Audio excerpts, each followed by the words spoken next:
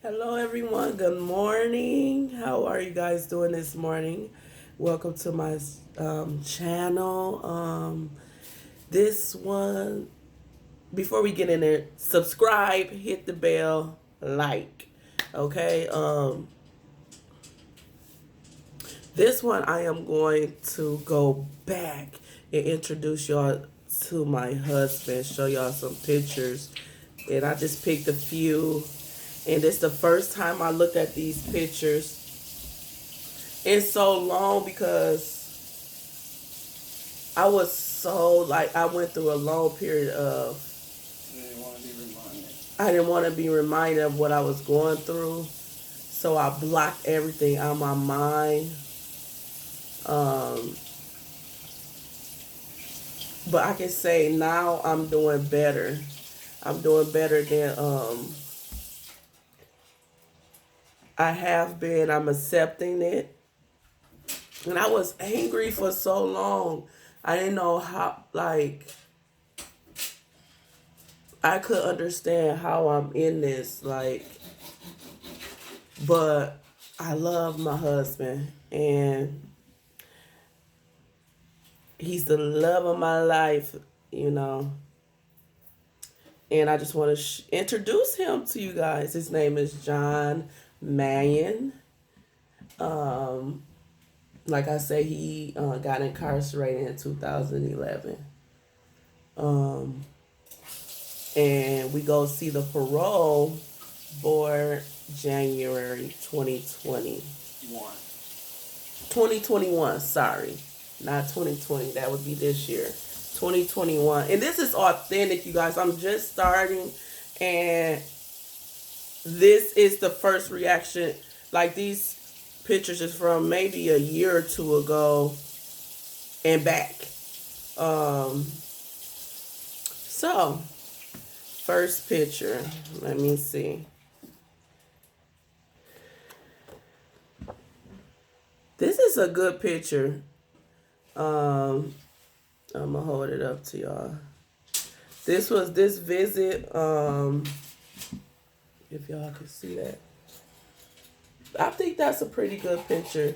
Like we like remember this visit. It was an emotional roller coaster. Every time I go visit him, I hate going through the getting checked and waiting. But you know what? I always test my husband. He said I'm doing good and stuff. I'm like, people talk. But every time I go in, I have favor. Like they like, oh, you John Mannion's wife. Let me get you on back. He's a good man. And I'm like, okay. It's a compliment. He doing real good in there. I can say that people can do better. They ain't the same. They learn their lessons. So I put I don't even be looking for them to say anything to me. But when they do that, I'll be like, okay, all right, my husband is trying to stay on the right track, you know. But this visit, it was one of the better ones. But when I came in, I was emotional. Like I was angry. I went through every emotion, like anger, sad, crying, trying to let nobody see my tears because we didn't want to be all loud because everybody sit together, you around so many people, and then it always end with us happy though, as you can see. Like this is one of the better ones. Like we ended off, it was every visit be good though. Like when I go to a visit, like that's where I find my rest. Like I instantly fall asleep in his arms. Like he is my rest. So this is what that picture is. Let me see. So this is a special moment. That is when we said I do. That's the picture. Can y'all see? I know it's a glare. Y'all can see better. This was a happy day. Oh my gosh. It was beyond what I even thought. Because, every woman want a dress, pick a white, big old beautiful wedding. And it wasn't like that for me. Um, it was me, his dad, and his mom. It was intimate, and my pastor, his wife. And when I tell you, leading up to that, I couldn't tell nobody because they couldn't understand what I was doing. And I went for prayer. I had to make sure it was in God's will. And I went for prayer, and they like, "You sure about that? You da da da da." And how your mama feel about that? My mama was geek. My mama loved him. Like, and she would, and my grandmother. Them two are my biggest yeses. Like, and if they say yes, they don't say yes to everybody. So I knew it was something. I asked my pastor to come, my old pastor, because I knew if it wasn't right, God would give him a a tuition, a sign. But when I tell you, when I walked in that building that day, I was so that was the longest drive, y'all. Like, you sitting there, don't nobody know, friends, nobody, because you don't want them to ruin your moment. You don't want them. You really said I do to some in this situation. Anything could be like set you back. But when I tell you, I'm gonna explain that whole journey of us getting married and how it led up to it and going through the marriage. It's a video in itself. It's a video in itself, and it's a powerful video and a powerful way that God led us to doing it. It was a lot of work, like getting the marriage license, getting the rings, making sure the rings ain't cost too much, and going through everything. It was a journey. But when I tell you, it was the best feeling ever. It didn't even feel like I was in a prison.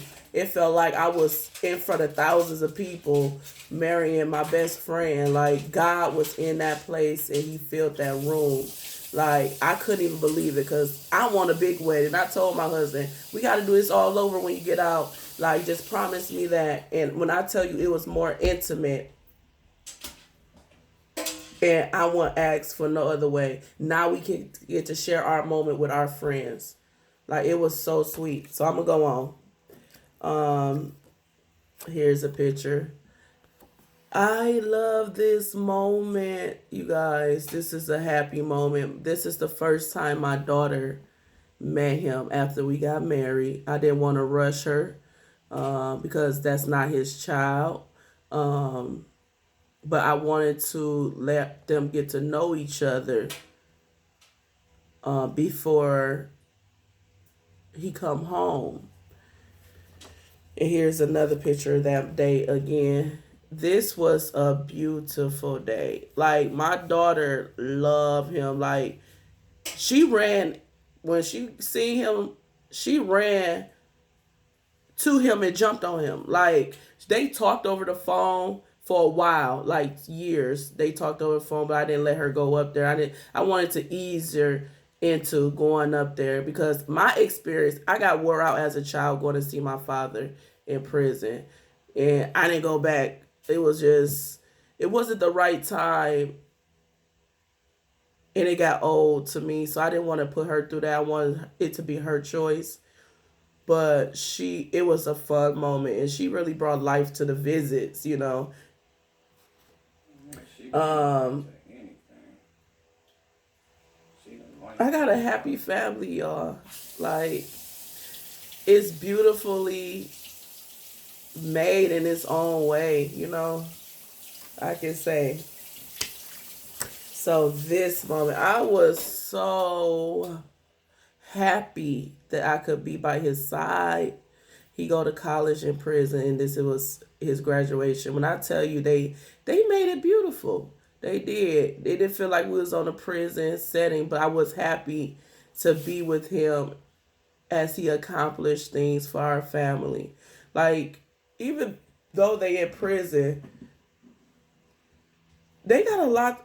They still can help and better themselves for the family.